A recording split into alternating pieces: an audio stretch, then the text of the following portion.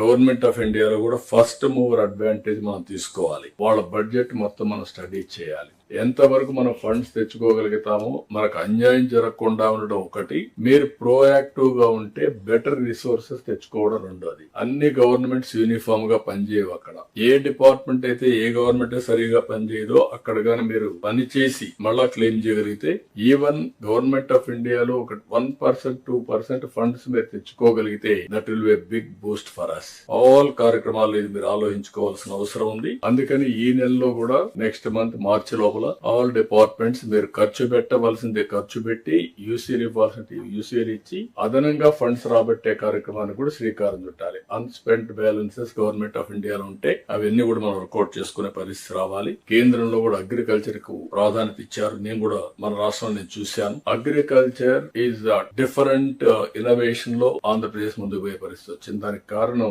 ఓసారి మనం చూపించిన చొరవ, ఓసారి కొంతమంది వచ్చి డిస్ట్రాయ్ చేసిన విధానం, ఇంకొక పక్కన ఫార్మర్స్ ప్రోయాక్టివ్. ప్రపంచంలో మార్పులు చేర్పులు చూసిన తర్వాత వాళ్ళు కూడా మార్పులు చేసుకుని వెళ్తున్నారు. అందుకే ఈ రోజు ఆంధ్రప్రదేశ్ లో మీరు చూస్తే ఒక పక్క అక్వా కల్చర్, ఒక పక్క హార్టికల్చర్, ఒక పక్క పామ్ ఆయిల్, ఒక పక్క coffee, all commercial crops we are moving forward. Natural farming లో కూడా వీఆర్ ఇన్ అడ్వాన్స్.